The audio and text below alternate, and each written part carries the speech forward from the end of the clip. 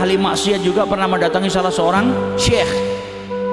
Dia tanya, apakah orang seperti saya ini kalau bertaubat kepada Allah Subhanahu wa taala taubatnya akan diterima? Dijawab sama syekh tadi, ya, taubatmu akan diterima. Akhirnya dia bahagia. Alhamdulillah, saya manusia yang banyak dosa ini kalau bertobat kepada Allah masih mau diterima sama Allah taala. Maka dia melangkah meninggalkan syekh tadi. Baru beberapa langkah dia kembali lagi dengan wajah yang berbeda. Tadi meninggalkan si guru dalam keadaan wajah yang bahagia, kembali lagi dalam keadaan pucat, gelisah. Ditanya, kenapa kau kembali lagi? Kenapa wajahmu berubah? Maka dia bertanya lagi, saya ini banyak berbuat dosa. Yang membuat saya gelisah, pertanyaan di dalam hati saya, apakah ketika saya berbuat maksiat, melanggar perintahnya Allah, Allah itu melihat saya? Maka dijawab oleh si syekh tadi, ya, tidak ada yang bisa mengelabui Allah Subhanahu wa ta'ala. Setiap perbuatan maksiat hambanya saat itu pula dilihat oleh Allah Subhanahu wa ta'ala. Maka detik itu juga dia jatuh meninggal dunia, mendapatkan rasa takut yang luar biasa. Kemudian dia jatuh dalam keadaan telah menjadi mayit atau telah menjadi jenazah. Yang pertama dia bertanya karena dalam hatinya manusia itu pasti punya pertanyaan, saya ini ahli jannah, penduduk surga, atau ahli nar, atau penduduk neraka. Setiap orang pasti memiliki pertanyaan. Ketika dia tanya sama si orang saleh tadi dan dijawab taubatmu pasti diterima oleh Allah Subhanahu wa taala, maka dia merasa tenang. Setelah dia merasa tenang, dia bisa bertaubat, dan insya Allah taubatnya akan menjauhkan dia daripada siksa nerakanya Allah taala. Dia kembali lagi, dia tanya, apakah setiap perbuatan maksiat yang saya lakukan itu dilihat oleh Allah Subhanahu wa taala? Maka si syekh menjawab, na'am, setiap perbuatan dosamu dilihat oleh Allah Subhanahu wa taala. Karena tidak ada perbuatan seorang hamba terkecuali Allah tahu dan Allah melihatnya. Maka di situ muncul ketakutan yang luar biasa kepada Allah Subhanahu wa taala dan penyesalan yang mendalam. Ya Allah, Allah ngasih saya kenikmatan, saya bermaksiat, dan Allah tahu saya berbuat maksiat, dan Allah tahu ngelihat saya melanggar perintahnya. Tapi ternyata kenikmatan yang diberikan kepada saya ini nggak dicabut. Seorang ibu dan bapak saja kalau anaknya minta apa dikasih, kemudian anaknya nggak nurut, anaknya nakal, anaknya durhaka, ibu dan bapak itu terkadang ngambil semua pemberiannya. Bawa sini uangnya, bawa sini kendaraannya.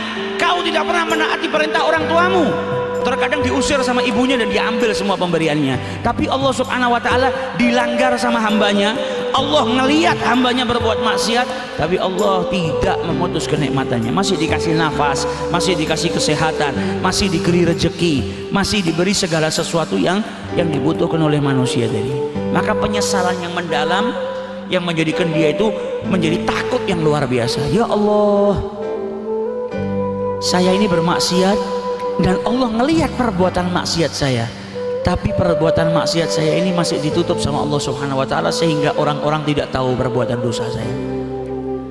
Kita ini terkadang kalau dibuka mungkin kesalahan-kesalahan kita, mungkin sahabat itu berjumpa dengan kita mau noleh kepada kita aja nggak mau. Dia menyesali, andai kata perbuatan maksiat saya ini dibuka oleh Allah Subhanahu wa taala, mungkin manusia ngajak salaman saya saja nggak mau. Jijik ngelihat perbuatan dosa yang dia lakukan. Terkadang mungkin kalau dibuka oleh Allah Subhanahu wa taala, mungkin manusia tidak satu pun mau mengucapkan salam kepada saya. Tapi Allah Subhanahu wa taala yang melihat perbuatan dosa, yang tahu setiap hambanya yang berbuat maksiat, ternyata kasih sayangnya luar biasa. Perbuatan maksiat tadi ditutup oleh Allah Subhanahu wa taala, mastur, nggak dibuka oleh Allah Subhanahu wa taala. Ini orang ketika dia meresap itu muncul ketakutan yang luar biasa dan rasa malu yang luar biasa kepada Allah Subhanahu wa taala. Sampai terkadang kita ini sudah banyak dosa, ditutup perbuatan maksiat kita sama Allah, nggak dibuka. Sampai Allah Subhanahu wa taala pun saking sayangnya kepada kita memberikan husnudzan kepada orang yang berjumpa dengan kita. Orang yang berjumpa kepada kita ini berbaik sangka, nggak tahu kalau kita halal maksiat. Kita datang ke satu tempat kita dihormati, kita datang ke satu tempat kita diberi kemuliaan, dijamu, diberi ramah, dikasih keramahan yang luar biasa. Karena apa? Allah Subhanahu wa taala menutup perbuatan dosa yang hambanya lakukan. Dijadikan orang-orang yang ada di hadapannya berhusnudzan. Sampai terkadang ada orang yang mendatangi kita mungkin minta doa, jangan lupa doakan saya, titip doa ya. Makanya ulama menjelaskan kepada kita, jika seseorang itu berjumpa dengan orang lain, kemudian orang lain tersebut minta doa kepadanya, hendaknya dia merasa malu yang luar biasa. Jangan malah senang, tapi merasa malu. Ya Allah, saya ini yang banyak dosanya, karena engkau menutupin perbuatan dosa saya, menjadikan orang ini berbaik sangka kepada saya.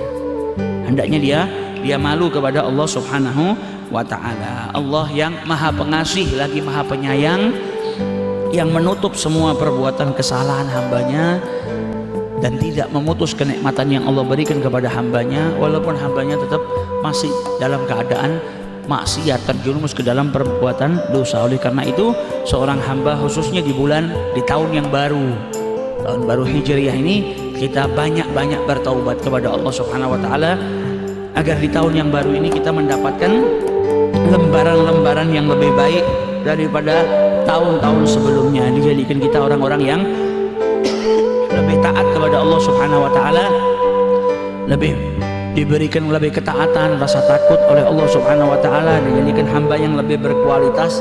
Dan andai kata di akhiri usia kita oleh Allah Subhanahu wa ta'ala, di akhiri usia kita dalam keadaan husnul khatimah, dalam keadaan diridhai oleh Allah Subhanahu wa ta'ala.